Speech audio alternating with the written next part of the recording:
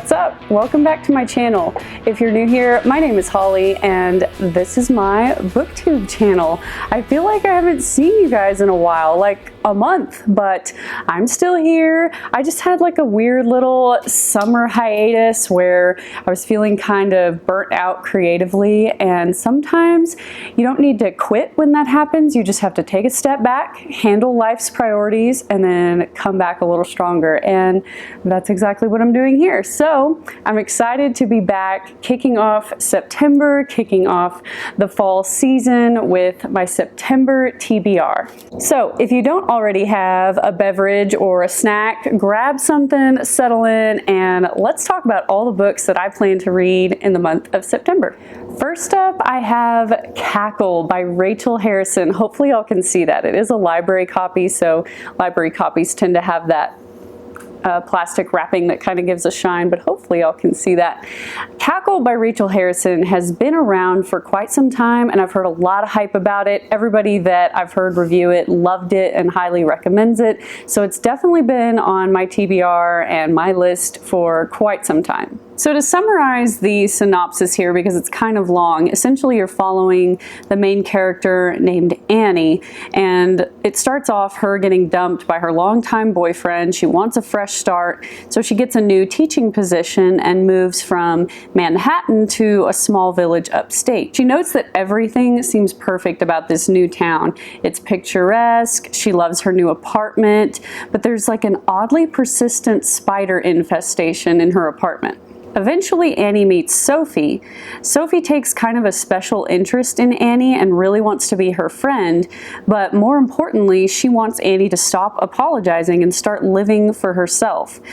Annie can't help but kind of gravitate towards Sophie and starts to spend more and more time with her. However, the townspeople all seem kind of afraid of Sophie, and Annie starts noticing this but isn't sure why. And then Annie starts noticing there's some really weird things about Sophie, like her appearance seems very ageless and abnormal. Her mansion is in the middle of the woods and feels kind of strange and spooky, and Sophie does seem to have a certain power. And then the last sentence says, but she couldn't be. Could she? And essentially what I know about this book, other than what I just read, is that it's a witch story of some kind. So you can imagine there's going to be magical elements, there's going to be witch elements, and I've heard it is the perfect atmospheric fall read, so I'm definitely looking forward to getting to this one this month. Next up is another book that's been on my list for quite some time, and I cannot believe I haven't gotten to it yet. And that is The Silent Patient by Michaelides. Everybody I've talked to says, how have you not read this? You absolutely need to read this. And I don't know a ton about it other than it's like a psychological thriller, and there's a woman who had this like seemingly normal life, and then one day she walks into her house, shoots her husband dead, and then never says another word. And I think one of your main characters that you're following is a psychiatrist or a psychologist who is determined to crack her, I guess, and get her to talk. And I really don't know much more than that, although I assume it kind of unravels from there. You've got this woman who shot her husband and never spoke another word, and a psychologist trying to crack it. And I bet there's so much that unravels, so much that unfolds, and I've heard it is excellent and absolutely worth the read. Next up, I have All That Remains by Sue Black. This is a renowned forensic scientist on death, mortality, and solving crimes. This is actually a nonfiction book, and it was the book selection for the book club that I'm in on true crime. It's the true crime book club that I'm in. So this was the one that was selected or voted on for September, and I think it sounds really interesting. So this one kind of has a long synopsis as well, so I'll try to be brief with this, but essentially you're following it from the perspective of Sue Black, the author, and it goes over the basics of identifying human remains, but it's also kind of her memoir and and the book says that it's a treat for CSI junkies, murder mystery, and thriller readers, and anyone seeking a clear-eyed guide to a subject that touches us all. Sue Black talks about her first dissection, her first time experiencing a loved one's death, the mortal remains in her lab and at burial sites, as well as crime scenes where violence, murder, and criminal dismemberment have happened, as well as investigating mass fatalities due to war, accident, or natural disaster. She uses these real-life cases to talk about how forensic science has developed, what her work has taught her about human nature. While you would think this is kind of a morbid type of book, and I'm sure it is in a lot of ways, it says that she infuses her stories with a wicked sense of humor and a lot of common sense. So I think this is going to be a great pick for the True Crime Book Club. It's right up my alley. I love all of the forensic stuff. I took forensics classes in college and absolutely loved them. So the start of September kind of brings me back to fall when I was starting school and doing all the forensics classes at college. So I'm gonna love diving into this one this month. Another book I have for September that many of you might already be familiar with is Pet Sematary by Stephen King. Again, this one's kind of wrapped in shiny plastic, so I hope the glare is not too bad. But essentially, Pet Sematary by Stephen King has been around forever and so many people love it. While I kind of have a good idea of what this is about, I do love the short synopsis. It says, has the author of Carrie, The Shining, Cujo, and Christine ever conceived a story so horrifying that he was, for a time, unwilling to finish writing it? Yes, this is it. Set in a small town in Maine to which a young doctor, Lewis Creed, and his family have moved from Chicago, Pet Sematary begins with a visit to the graveyard in the woods where generations of children have buried their beloved pets.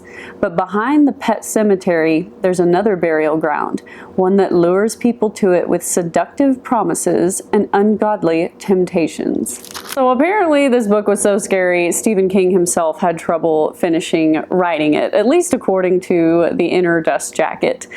I have a hard time believing that anything could scare Stephen King, but I imagine it does. So this one looks great. It's not one of his larger works, so it shouldn't be too daunting of a task, and it just sounds perfect for September and fall and diving into the spookier reads and kind of the scarier horror thriller type of books.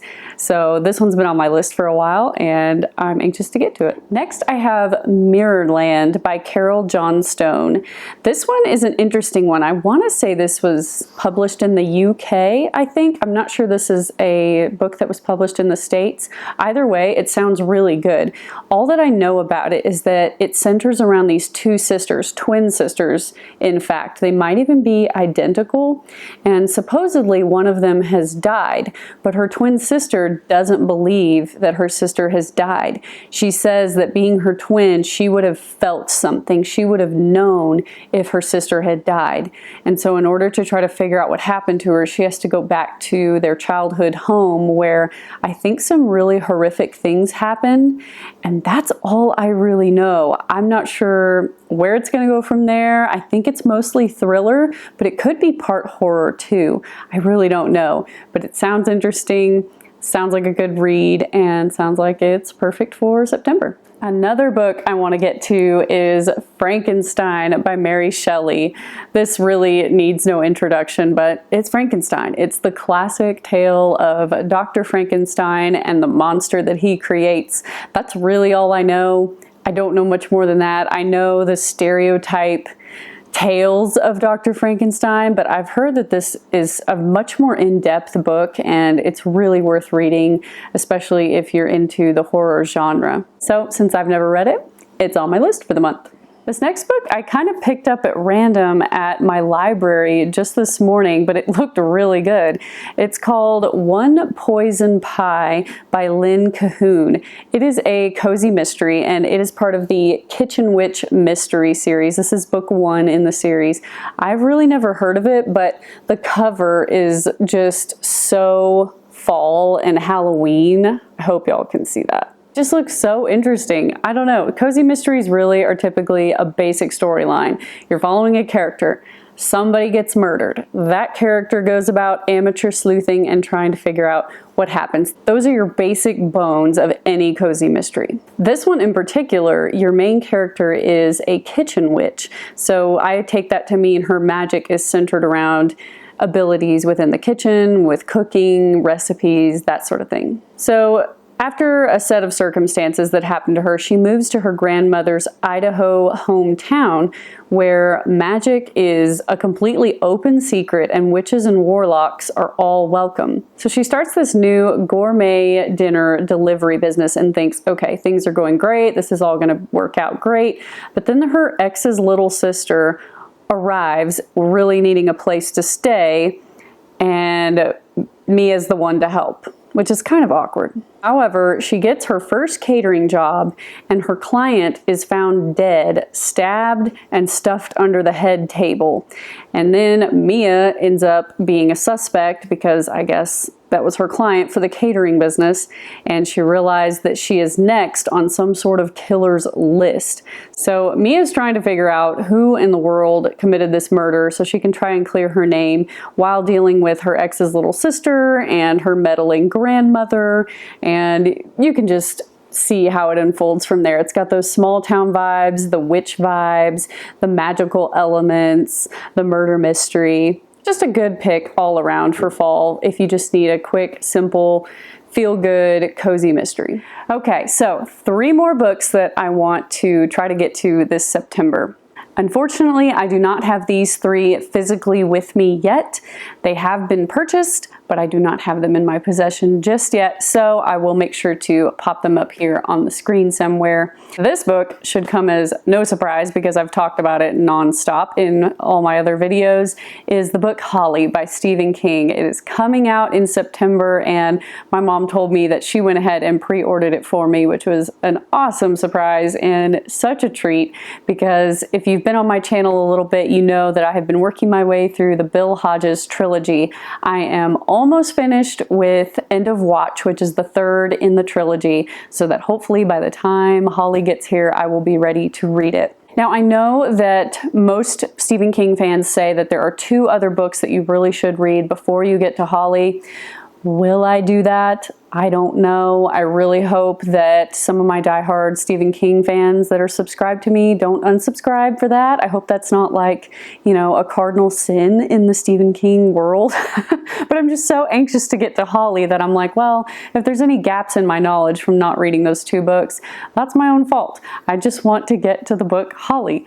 It's the newest Stephen King book that he's written. It deals with one of the main characters from the Bill Hodges trilogy, and I think it might have something to do with the pandemic, which isn't my favorite thing to read about. We all lived through it and I think we're over it, so I don't know how much I'll like that element of the book, but I'm anxious to get to it anyway. Next up is a book that I got on Pango Books called Clown in a Cornfield. This one made its rounds quite a bit last year, I think. I think it started out really making some waves during Summerween and of course during spooky season, and there's even a Clown in a Cornfield 2 if I'm not mistaken. So since I don't have the book here with me, I'm going to look at the Goodreads synopsis of it. Your main character is named Quinn, and it says that she just wants to make it until graduation, but she might not make it to the next morning. Quinn and her father moved to tiny, boring Kettle Springs to find a fresh start, but ever since the Bay Pen corn syrup factory shut down, Kettle Springs has cracked in half. On one side are the adults who are desperate to make Kettle Springs great again, and on the other side are the kids who want to have fun, make prank videos, and get out of Kettle Springs as quickly as they can. Kettle Springs is caught in a battle between old and new, tradition and progress. It's a fight that looks like it will destroy the town, until Friendo, the Bay Pen mascot, a creepy clown in a pork pie hat, goes homicidal and decides that the only way for Kettle Springs to grow back is to cull the rotten crop of kids who live there now. I can't think of a more perfect fall book. A clown, a killer clown that is trying to kill children, and cornfields. I mean, it doesn't get much more fall than that, and it almost sounds sounds like a creepy, scary, clown-ridden version of Footloose, where you've got the parents and the kids at odds in this tiny town. I don't know why it gives me Footloose vibes. Does anyone else get that? If you've read it, let me know. So I've been looking forward to Clown in a Cornfield for a long time. Everybody seems to love it. Can't wait until it arrives in the mail and I can knock it out this month. And last, but certainly not least, is my book of the month pick for this month, called The Intern by Michele Campbell. This one I'm so excited about because it's not often on book of the month that a legal thriller is among the selections for the month. And as soon as I saw that, I clicked it. If you are new to my channel, I am a practicing attorney by day, so anything legal thriller definitely catches my attention. The synopsis says that there's a young Harvard law student who falls under the spell of a charismatic judge. Her name is Madison, and she lands the internship of a lifetime working for Judge Catherine Conroy. But Madison has a secret that could destroy her career. Her troubled younger brother Danny has been arrested, and Judge Conroy is the judge on his case. When Danny goes missing after accusing the judge of corruption, Madison's quest for answers brings her deep into the judge's glamorous world. Is Catherine Conroy a mentor, a victim, or a criminal? Is she trying to help Madison or use her as a pawn? And why is somebody trying to kill her? As the two women circle each other in a dangerous cat and mouse game, will they save each other, or will betrayal leave one of them dead? So, sounds like a really interesting legal thriller. The synopsis pretty much says it all. You've got, your Harvard intern working for this judge, but there's like weird conflict because the judge is on her brother's case and her brother disappears, and she starts getting into the whole world and all the politics, and I don't know much more than what I've just read to you, but I clicked it immediately when I saw it as one of the book of the month selections, and I am so excited for that one to arrive in the mail as well. Well, those are the 10 books that I have on my list for September. I usually call them September hopefuls because I never know if I'm going to get to all 10 books in a month. It's a pretty daunting list. I've gotten to 7 before, so we'll see if I can hit 10. If not, I might roll some of them over into October, maybe some of the spookier ones, but that concludes my September TBR. Let me know what you have on your list for September, and if you've read any of these, what you thought of them. Spoiler free, as always, and I'm so glad to be back. I'm so glad to try to get back into the YouTube groove after a little midsummer slump kind of thing, and I'm just pumped for spooky season, for fall, for autumn. It is my favorite season of the entire year, and I feel like a lot of creative inspiration is coming. So I hope y'all have a great week, a great September, and I will see y'all in the next video. Bye y'all.